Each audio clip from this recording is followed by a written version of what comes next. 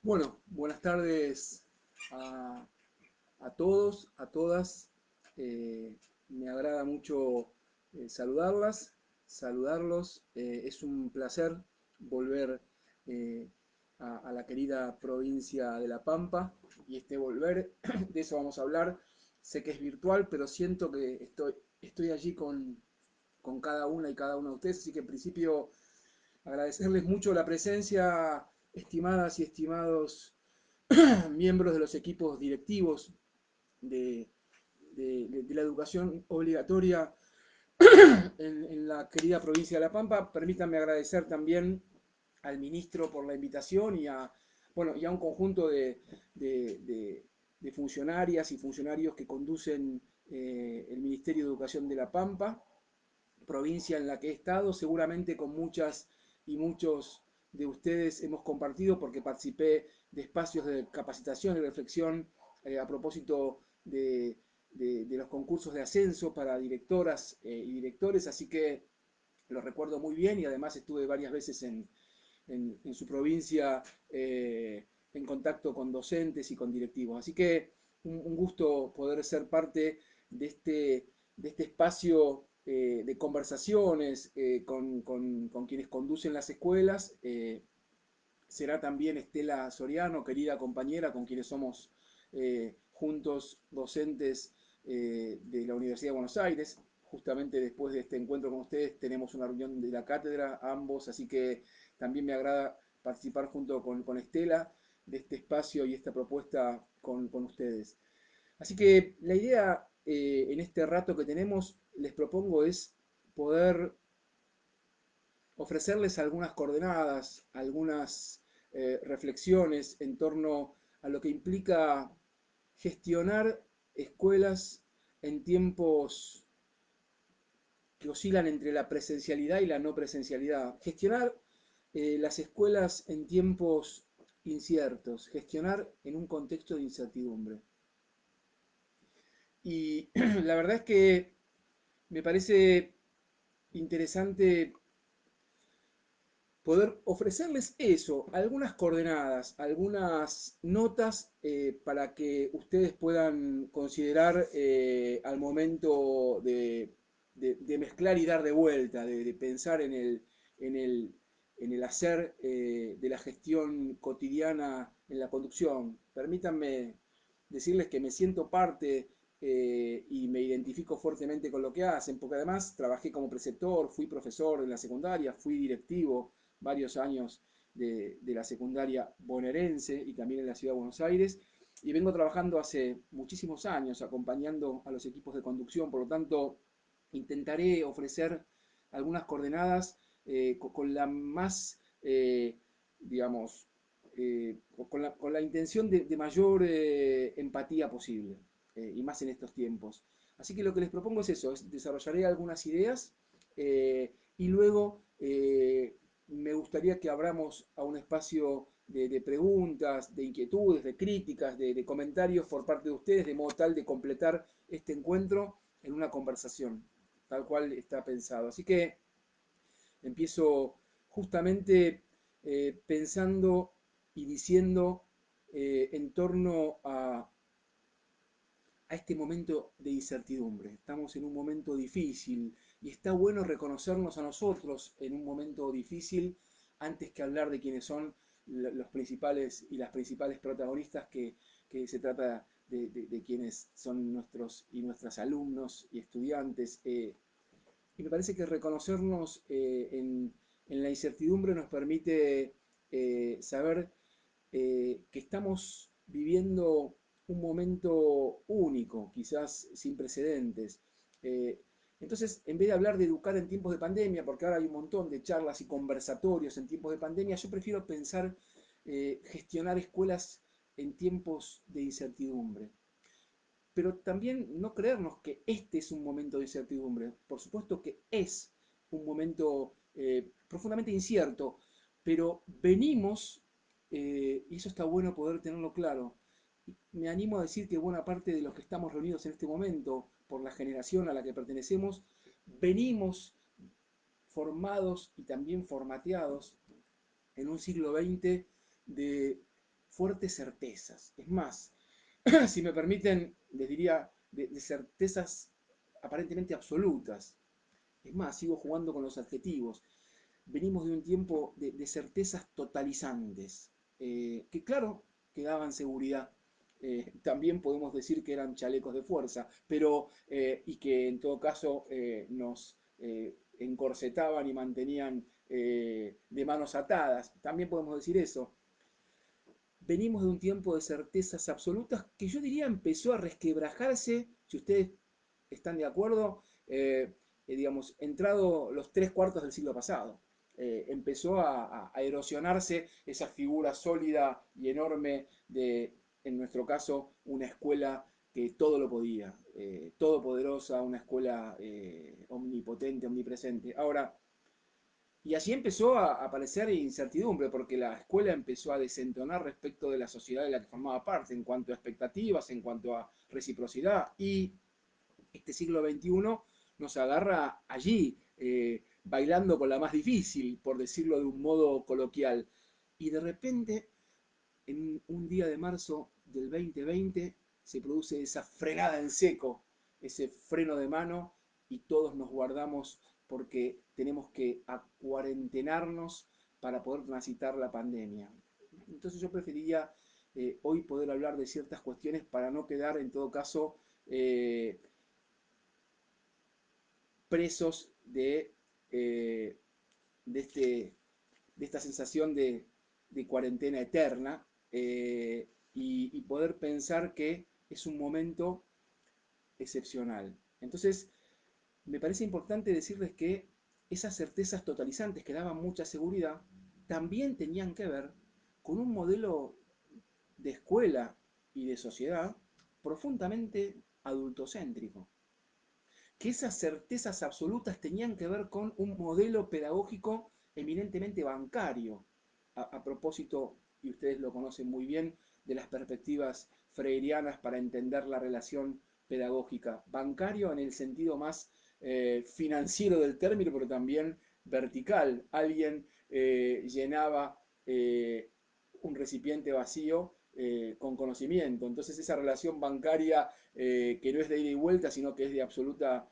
unidireccionalidad, también refiere a un modelo fuertemente omnipotente de una escuela que lo podía todo, ¿no? Quizás la imagen reveladora es esa que recordamos en donde el padre o la madre le decía, si lo dice tu maestra, tiene razón.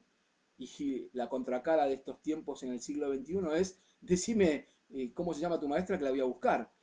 Esta situación paradojal que produce risa pero también desconcierta, nos permite decir que esas certezas totalizantes de buena parte del siglo XX que describían a nuestra escuela tienen que ver con un modelo de centralidad absoluta en el adulto. No quiero caer en perspectivas binarias, no estoy diciendo, por si a alguno se le acaba de ocurrir, que estoy haciendo en todo caso apología de los niños, como diciendo que tienen que gobernar la escuela a los niños. No, no tiene nada que ver porque lo quiero aclarar, porque lo voy a decir en algunos pasajes de este encuentro, porque los modos de reducción binario son estrategias lamentables pero muy eficaces que utilizan los medios de comunicación y que nos tienen bastante, digamos, nos tienen bastante impregnados como sociedad. A los docentes también. Por lo tanto, las cosas no son de una simplificación binaria. No es que cuando yo estoy diciendo que ese modelo totalizante era adultocéntrico, lo que estoy diciendo entonces, en todo caso, hay que pensar en un modelo niño-céntrico. No, estoy diciendo que entre un adulto y un pibe había 1000 kilómetros de distancia. Y eso tiene que ver también con un modelo vincular, tiene que ver también con un modelo y una forma de gobernar las escuelas. Un modelo bancario que tiene que ver también con una verticalidad y una manera bastante poco democrática de pensar el vínculo y la transmisión del conocimiento, y un modelo fuertemente patriarcal que sigue siendo vigente hoy en el siglo XXI. Eso tenía que ver también con una pedagogía moderna de la omnipotencia. Por lo tanto, ojo con esas certezas totalizantes que nos daban seguridad, que también eran un fuerte chaleco de fuerza, valga la redundancia. Entonces lo que pensé para esta tarde es, ya que venimos de esas certezas totalizantes y en tiempos de crisis parecemos como apelar con ese discurso de la nostalgia por todo tiempo pasado fue mejor, a veces hay quienes apelan a esos momentos de absoluta seguridad o de certezas totalizantes. Yo creo que tenemos que entender que los momentos de incertidumbre son, además de momentos difíciles de transitar, también nos ofrecen alguna oportunidad. Y en ese sentido, en vez de seguir haciendo diagnóstico o hablando de cómo estamos, les propongo a ustedes que están al frente de la gestión y que les toca esa singular tarea y desafío de navegar mientras van construyendo el propio barco. Y eso es particularmente complejo, pero bien de esta época. Entonces les ofrezco algunas certezas, pero lo digo así despacito, algunas certezas mínimas, quizás cotidianas, o me gusta últimamente llamarlas, les ofrezco algunas certezas de a pie.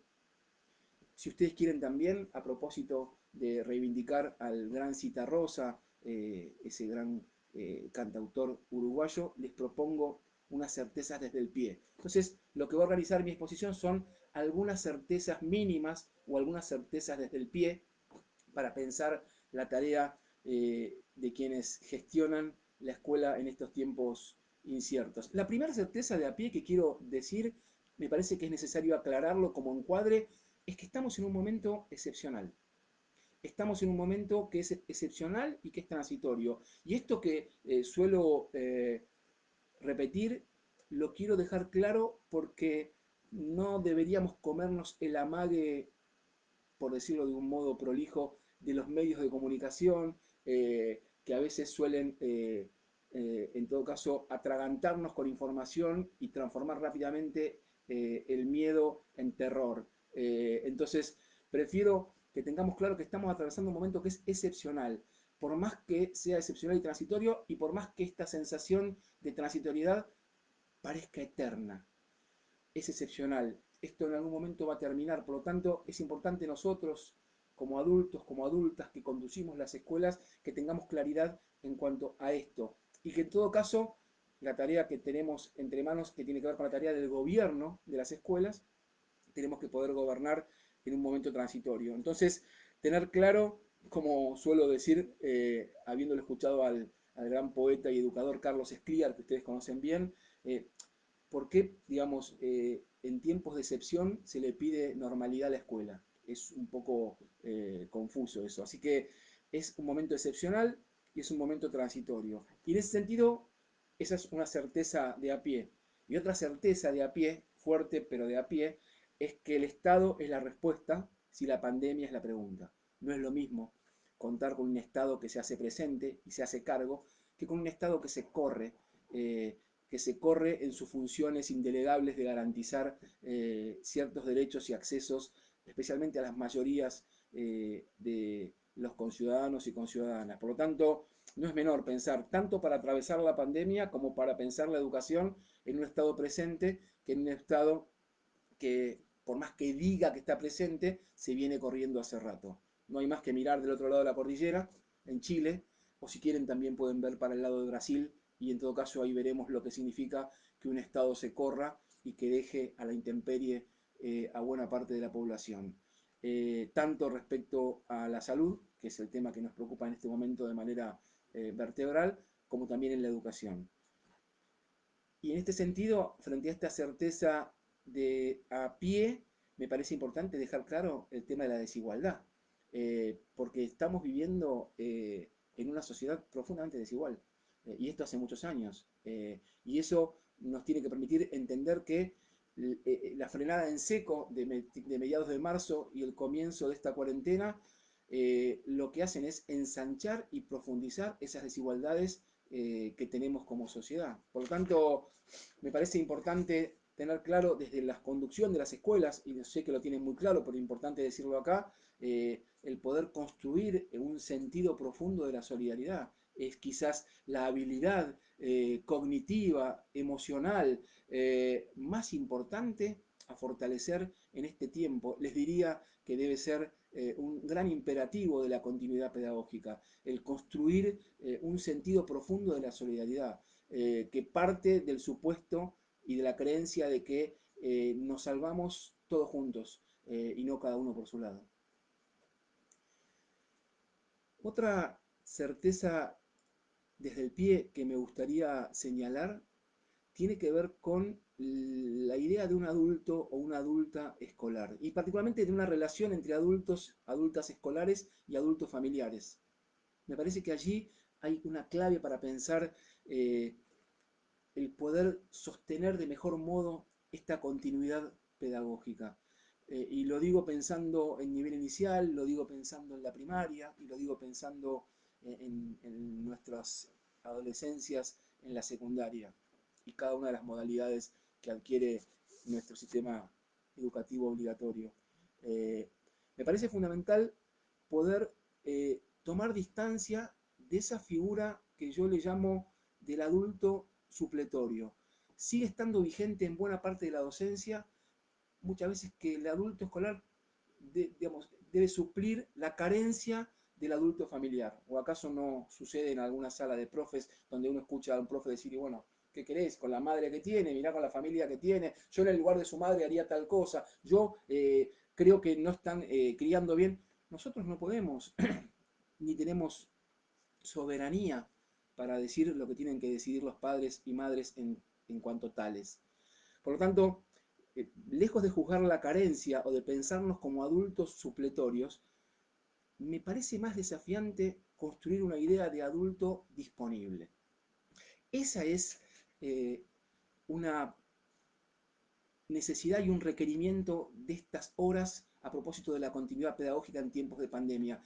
Pensar, y nosotros como conducción, en la figura de un adulto escolar disponible. Pero yo no hablo de la disponibilidad mercantil, ¿no? De estar disponible, digamos, ¿no? Y vendiéndose uno a cualquier precio. Yo no hablo de que el docente de repente se transforma en una especie de telemarketer 24/7, para lo que guste usted mandar o llamar a un 0800. No.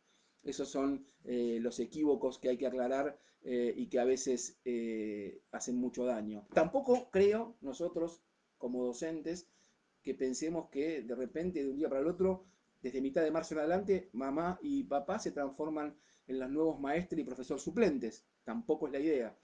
Sino que en todo caso me parece que hay que recontratar y relevar esa idea del adulto supletorio, que conlleva algo de omnipotencia, pero también de soberbia y de cierto paternalismo, en la figura de un adulto disponible. ¿Y en qué cosas está la disponibilidad? Ustedes la practican seguramente en forma cotidiana. La disponibilidad la vemos a través de la escucha atenta, de la escucha sincera, de anteponer la escucha al juicio demoledor, de poder hacer esa pregunta del otro lado que tiene que ver con cómo estás, antes de entrar por la regla de tres simples o por los contenidos de la escuela. Eh, y centralmente poder militar y construir empatía. Ese es un asunto clave para pensar esta figura del adulto o la adulta disponible. Me parece que es muy importante. Y otra certeza desde el pie, que la centralidad en tiempos inciertos y apandemiados como los actuales, tenemos que pensar que la centralidad es el vínculo. Estimadas, estimados, lo central es el vínculo entre la escuela y las familias. Lo central es el vínculo entre nuestra docente y los chicos y las chicas. Y en todo caso, tenemos que preocuparnos por sostener el vínculo, y seguramente aparecerá un profesor que está preocupado porque no llega a cumplir con el programa.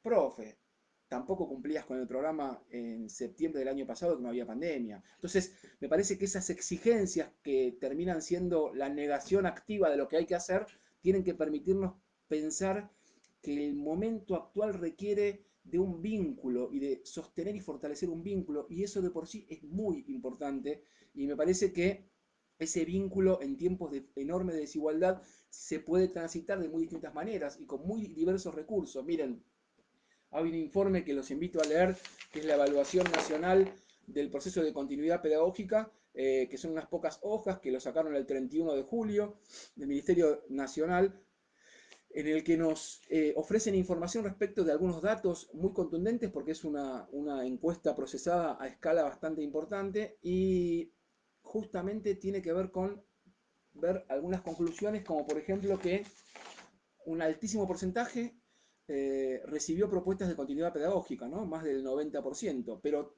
al mismo tiempo también saber que el 53% de la población no cuenta con una PC de uso educativo. Y en ese sentido se amplía la brecha de desigualdad entre quienes usan PC para fines educativos en 20 puntos. Si tomamos como márgenes a chicos del AMBA, incluso de la Patagonia, la Pampa en la entrada a la Patagonia, y chicos eh, del NOA o del NEA, 20 puntos de distancia en relación a ese acceso, para ver clara y ejemplificadamente cómo viene la desigualdad. Y también aquellos que se piensen que esto que estamos usando ahora nosotros, o el Zoom o el Meet, son para una minoría que no llega a un 30%. La contundente mayoría sostiene la continuidad pedagógica, y ustedes lo saben porque lo practican, a través del uso de los celulares.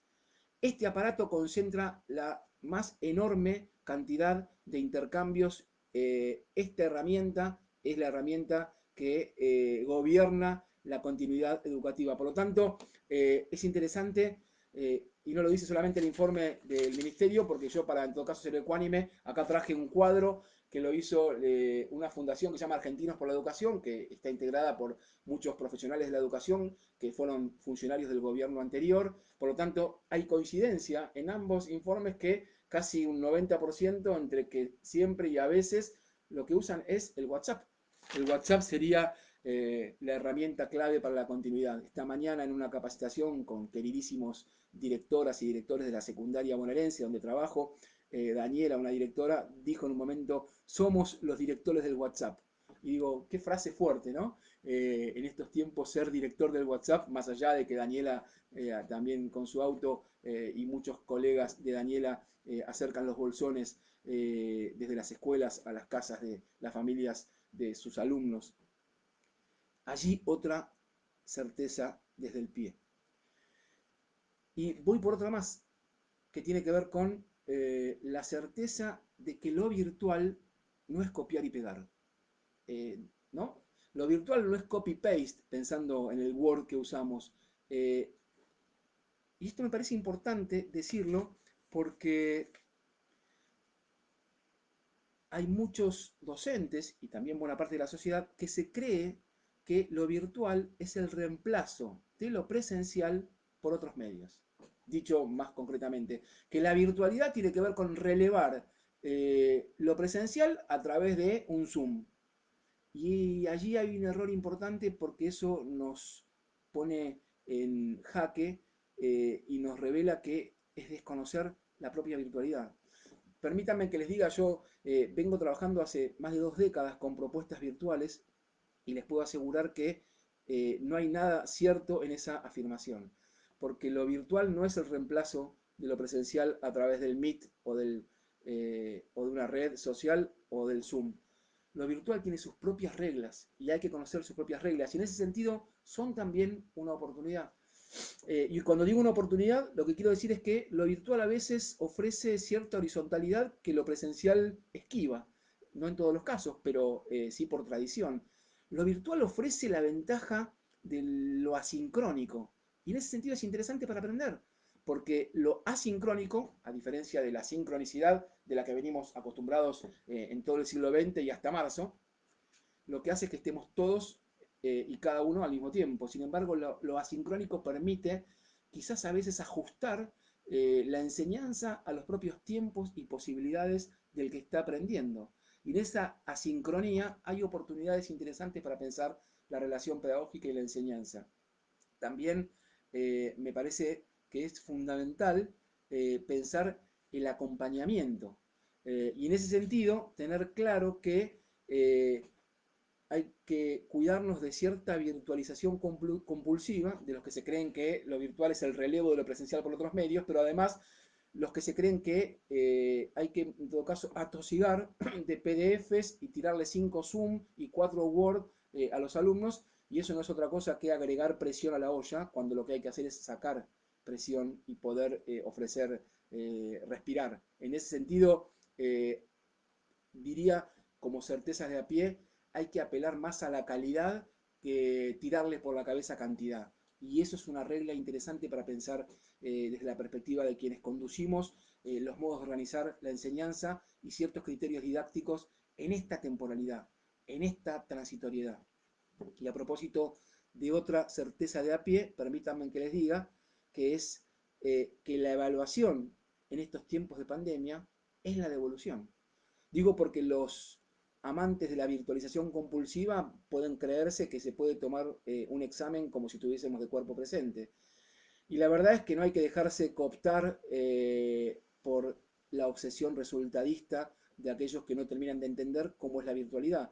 Yo creo que va a haber tiempo para que hagamos centro o énfasis en la calificación, en la promoción. Vamos a tener que rearmar esos asuntos. Hoy, evaluar tiene más que ver con devolver. Hoy, evaluación debería ser un sinónimo de devolución, de acompañamiento y devolución. La contracara de lo que estoy diciendo es lo que hace poquito tiempo la Universidad Nacional de Córdoba publicó y leí en los medios, que estaban buscando un sistema de reconocimiento facial para tomar exámenes. Ese es el ejemplo clarísimo de la reducción de evaluación a control, o más precisamente a punición. Y la verdad es que les voy a decir una cosa que también pienso para tener en cuenta. Muy bien que el Ministerio Nacional y su Consejo Federal haga un protocolo, pero me gustaría hacer dos observaciones. En primer término, el protocolo es muy necesario y sé que ustedes lo están discutiendo en la provincia y que estoy tocando un tema muy álgido y muy sensible, pero me parece importante decir esto. El protocolo del Ministerio Nacional o del Consejo Federal dice y habla del distanciamiento social. Yo la verdad quiero hacer una observación porque quien nomina, domina.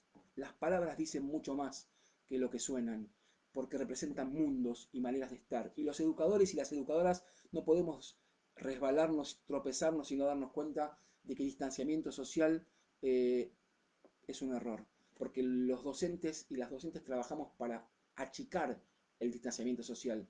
Hablemos de distanciamiento físico y ahí hay más rigurosidad en las palabras. Pero también me parece que es importante pensar en que la escuela siempre tiene que ser un esfuerzo por la hospitalidad y tener muy en cuenta el tema de la hostilidad.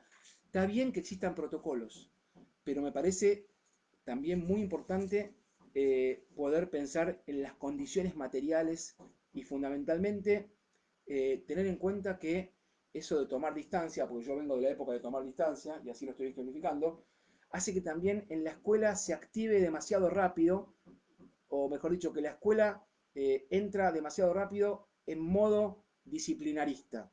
La escuela engancha bastante rápido el modo control y disciplinamiento de los cuerpos. Por lo tanto, ojo al piojo, perdona el término, ojo con la distancia. Distanciamiento físico para cuidarnos con el protocolo, pero la escuela tiene que estar cerca. La escuela es la escuela del abrazo. Y eso tiene que ser la expectativa de logro permanente que gobierne la mente y el corazón de cada docente. Y en ese sentido creo que tenemos que ser muy claros porque, repito, la escuela se activa fácilmente en su modo disciplinamiento autoritario, porque venimos y tenemos ese ADN. Por eso me parecía importante aclarar estas cuestiones cuando justamente hablaba de los que se confunden evaluación con calificación. La calificación, la promoción, la certificación son componentes de la evaluación. La evaluación es muy importante, pero ojo con no reducirla a una versión simplificada que es la calificación. La evaluación es mucho más compleja que la calificación y en este momento requiere de un acompañamiento y más precisamente de una devolución. Hay otra certeza desde el pie, fundamental para hablar con ustedes, con los equipos de conducción.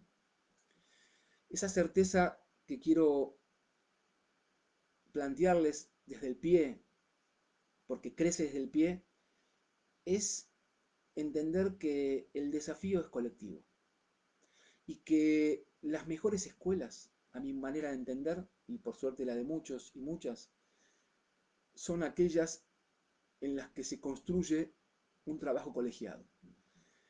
Porque salvarse solo es entrar en esa demoledora y trituradora exacerbación del individualismo que ensalzan las perspectivas neoliberales que siguen siendo vigentes en nuestro país, que brillan en muchos medios de comunicación y que pululan en buena parte del globo terrestre y los gobiernos educativos. Por lo tanto, qué importante es cuando una política ministerial, pero también cuando los directores y las directoras apuestan a construir colectivamente. Y alguno estará pensando, pero ¿cómo hago para juntar a todos? No, no, Graciela, no, Dani, no son todos.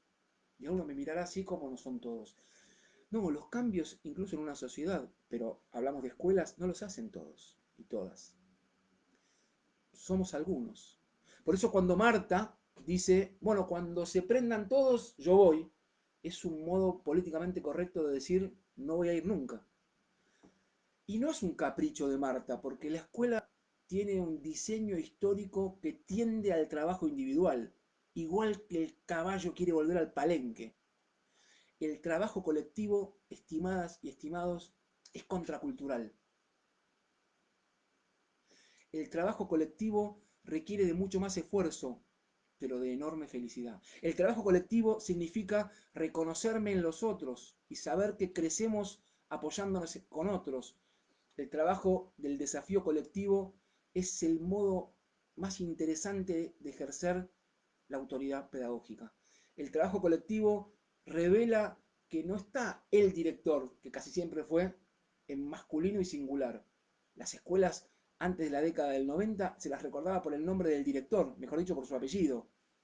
Siglo XXI, llamémonos por los nombres, y no es el director, es la directora, y tampoco es la directora, es el equipo de conducción. Las mejores escuelas son las que logran ser gobernadas por un equipo de conducción, con todas las dificultades y la movilidad que tiene el sistema, porque me falta secretaria, y porque, sí, pero es el equipo de conducción. Por eso el desafío, como dice acá Marcela, es colectivo, y que acompañar no es discriminar. El desafío es colectivo, dice Manuel, mientras voy leyendo interesantes aportes al ir presentándoles estas certezas desde el pie. Y cuando digo que es colectivo, digo es entre varios, no es todos. Digo para tener claro, porque el pensar que si lo tienen que hacer todos, a veces que pensar que lo hagan todos termina no haciéndolo nadie. Y me parece que el trabajo colectivo supone eso, trabajar en equipo, pero guarda con el trabajo en equipo que también es una, digamos, declaración de intenciones de cierto marketing político, ¿no? Hablar del cambio o de trabajar en equipo. Yo prefiero hablar de la construcción del trabajo colectivo. Me resulta por lo menos más cercano a mi propia experiencia construyendo espacios de trabajo colectivo en las escuelas.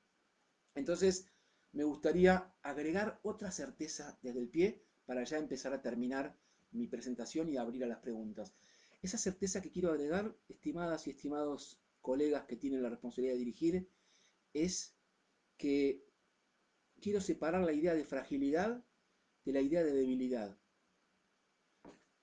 Cierta lógica hegemónica del pensamiento mercantil o neoliberal y también neoconservador nos hizo creer, y buena parte de los medios de comunicación a la cabeza, que ser frágil es ser débil y ser débil es ser un perdedor o una perdedora.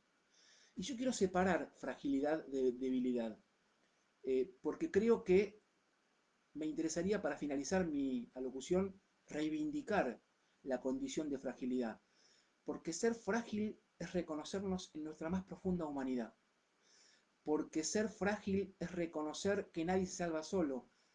Ser frágil es saberme que me termino de armar con los demás.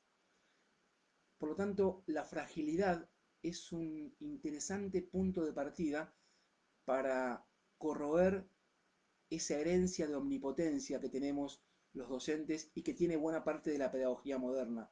como tan bien nos enseña Philippe Mérieux en su Frankenstein educador. Justamente lo que nos muestra en ese genial libro es que tenemos que poder luchar contra ese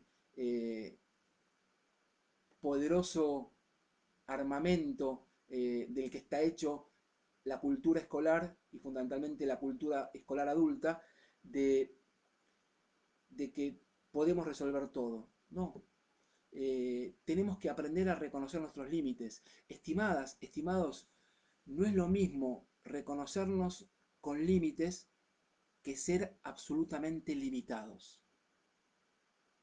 Y allí hay una clave, y es, en todo caso, reconocer que la fragilidad es una condición de humanidad y que la fragilidad no significa quedarse out o en offside, sino que la fragilidad implica reconocer nuestros límites, reconocernos no omnipotentes, tampoco prepotentes, pero tampoco impotentes.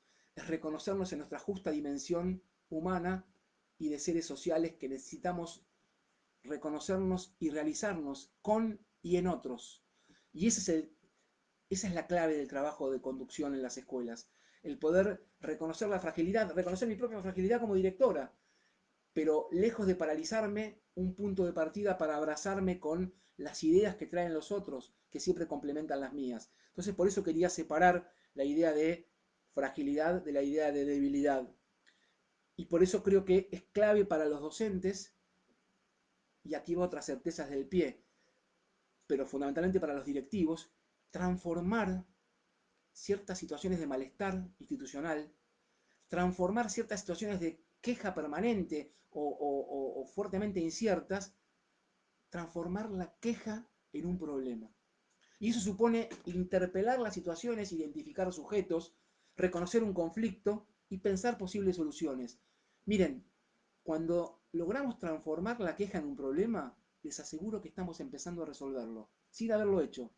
Porque así como enseñar es asumir una apuesta más allá de sus consecuencias, conducir en tiempos como los actuales, como les decía, supone navegar en aguas difíciles mientras vamos construyendo la embarcación. Entonces, en ese sentido, quería poder cerrar. Estoy llegando a los 40 minutos de exposición y me había planteado este límite para luego abrir un ratito de intercambio. Me parece fundamental haber intentado, y ustedes me dirán, ofrecer algunas certezas desde el pie para no caer en esas viejas certezas totalizantes que nos terminaban asfixiando y pensar en esas certezas de a pie para poder desarrollar y construir escuelas como ámbitos de construcción de ciudadanía democrática con directoras, con directores que se animan a construir autoridad en tiempos muy desautorizados, que se animan a construir puentes con las familias sabiendo que es una condición necesaria, quizás no suficiente, para lograr cierta eficacia del proyecto educativo, que se animan a reconocernos y a reconocerse frágiles, que no es lo mismo que débiles, que se animan y están totalmente dispuestos al desafío de la construcción colectiva y no quedan atrapados en esa lógica exacerbada del individualismo, que entienden que evaluar no es vigilar y castigar y tampoco controlar, que evaluar tiene más que ver en tiempos de pandemia con la devolución, que entienden que el elemento clave que define la relación entre la escuela y la comunidad en este momento es sostener el vínculo educativo y que está bueno poder pensar que los adultos y las adultas escolares no sean un adulto supletorio, sino fundamentalmente un adulto o una adulta disponibles. Que el Estado hace la diferencia y no olvidemos que estamos atravesando un momento excepcional y transitorio y que nos vamos a volver a reencontrar en esa escuela de los abrazos, en donde se aprende también cuando la maestra pasa por el pasillo del medio y con su codo roza el hombro de este alumno que en primer grado comienza a dibujar las letras y que además de ver el pizarrón, al sentir que codo de su maestra que pasaba por el pasillo le roza su hombro, siente también la seguridad, no de las certezas absolutas, que a veces eran un chaleco de fuerza, sino la seguridad del amor que conlleva el trabajo pedagógico, que se la juega para que el otro siempre sea mejor de lo que somos nosotros. Así que apostando a la conducción democrática de las escuelas para hacer de nuestra sociedad y de nuestra democracia una mejor democracia, cierro acá y les propongo ahora sí que puedan pensar algunas preguntas o comentarios que seguramente me llegarán y que podremos socializar.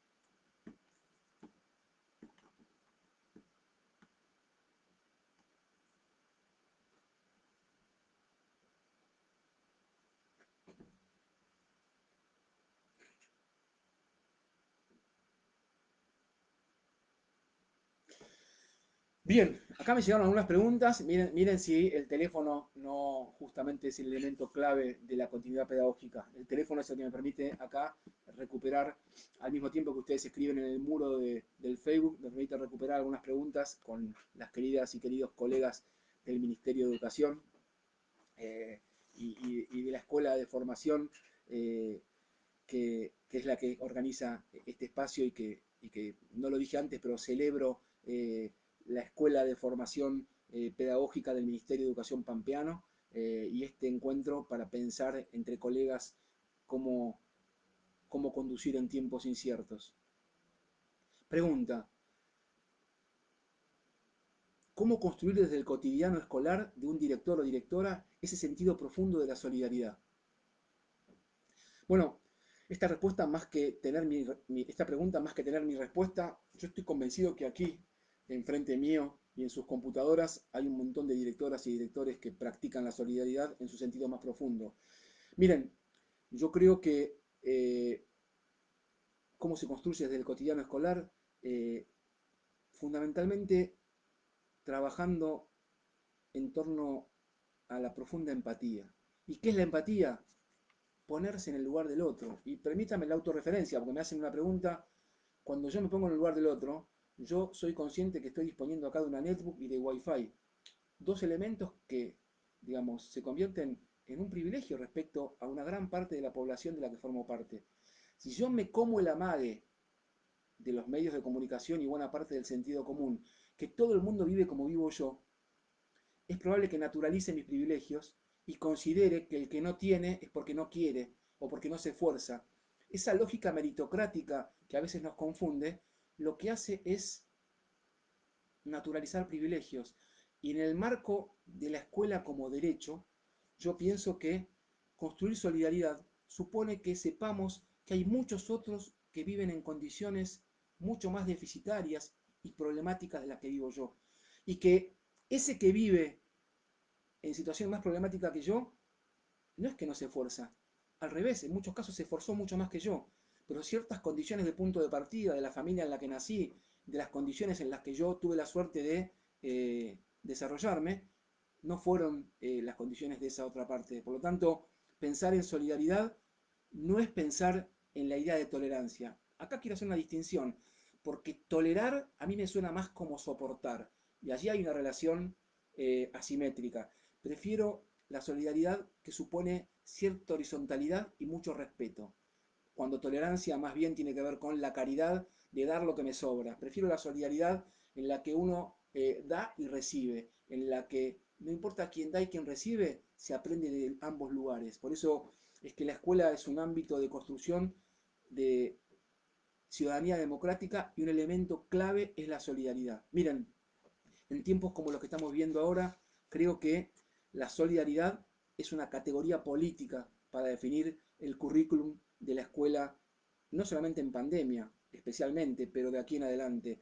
Y me parece que está bueno recordar al genial Fernando Ulloa, ese psicoanalista del que tanto aprendimos, que hablaba de la ternura, porque él decía hace bastante tiempo que la ternura es un asunto político. Y yo creo que en tiempos de pandemia, la ternura para nosotros, estimadas y estimados, tiene que constituirse en un elemento clave de la política educativa e institucional que se refleje en el modo en que organizamos la vida en las aulas. ¿Podrías ampliar la idea de eso que evaluar es básicamente una devolución? A ver, lo cuento desde mi propia experiencia también. Yo soy docente en este momento en la universidad y cuando yo me está tocando evaluar, donde pongo más énfasis es, me entregan un trabajo en Word y yo lo que hago es guardarlo como, todos me entienden, y trabajo con la función control de cambios, que lo que hace es poner otro color para quien lo recibe, rápidamente diferencie lo que yo voy escribiendo. Y yo me voy metiendo en su texto. Entonces lo que voy construyendo es una devolución cualitativa en cada una de las partes de su texto. Doy este ejemplo desde mi trabajo como docente y de hecho esta mañana estuve y me faltan todavía corregir y trabajar sobre varias devoluciones, pero ahí se me fue la palabra. Fíjense cómo nos aparece la palabra corregir. Y corregir está bien, y yo también la uso, pero la corrección tiene más que ver con la lógica de la evaluación como sanción. Entonces, lo que quiero decir cuando digo la evaluación como devolución es, hay muchos que se creen que evaluar es calificar. Entonces, las notas se parecen al dinero, ¿no? Cuanto a más plata tengo, mejor soy. Y no hay una relación directa con el crecimiento educativo, la relación sumativa de las notas. Entonces termina siendo un asunto más bien de especulación que parece que es financiera. Y la verdad es que lo que hay que pensar en este momento es la evaluación como acompañamiento y contención. La evaluación como devolución significa reparar más en acompañar al que está del otro lado que en calificarlo de antemano. En ese sentido planteaba la idea de devolución. Evaluar es muy importante, pero no hay que comerse la mague, repito, de reducir evaluar o evaluación a calificación.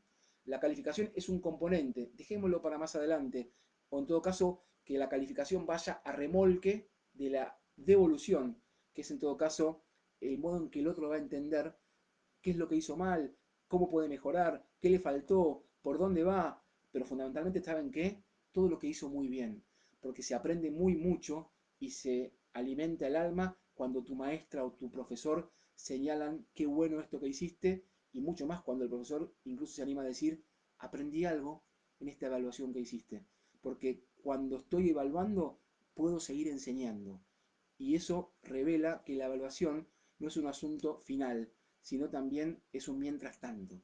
Evaluar es resultado y es proceso. Y me parece importante dejarlo claro.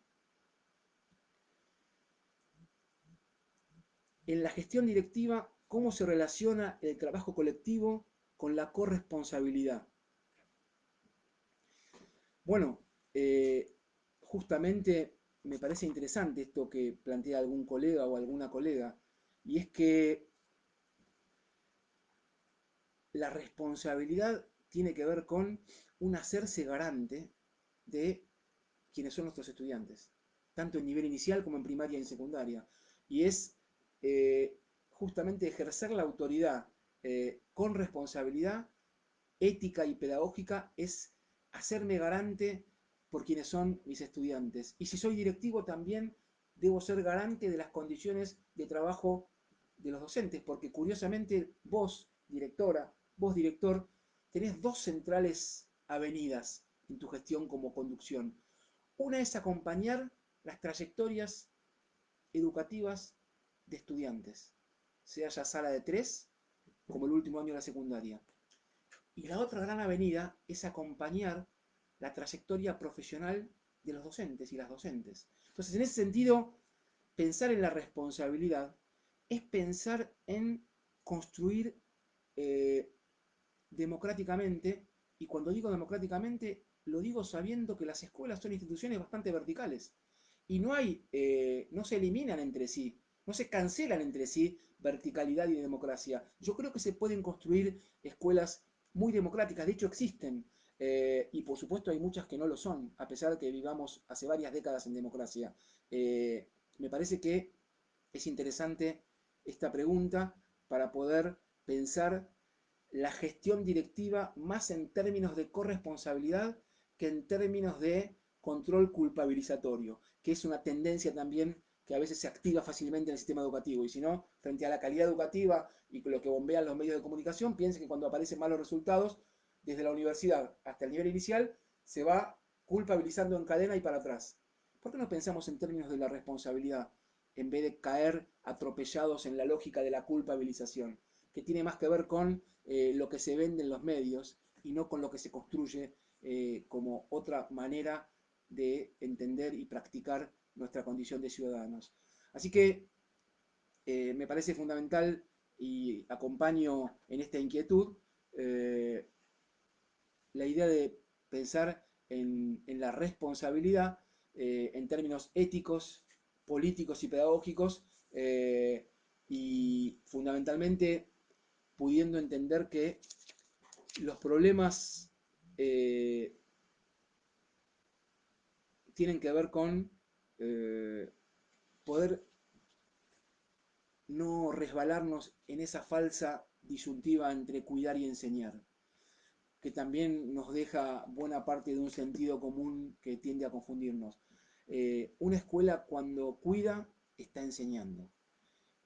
Cuando una escuela enseña, cuida. Porque, y esto lo hemos conversado en otras oportunidades, porque enseñar sin cuidar es mera transmisión. O mejor dicho, enseñar sin cuidar es mera instrucción. Y cuidar sin enseñar es mero paternalismo. Por lo tanto, el desafío es que mientras cuidamos, enseñamos y enseñamos cuidando. Y en ese sentido, tener claro que cuidar no es vigilar. Por eso digo, guarda con los protocolos y con que se active y entremos en modo vigilancia controladora. Porque cuidar no es vigilar. Cuidar tiene más que ver con acompañar. Cuidar tiene más que ver con pensar al otro como una posibilidad.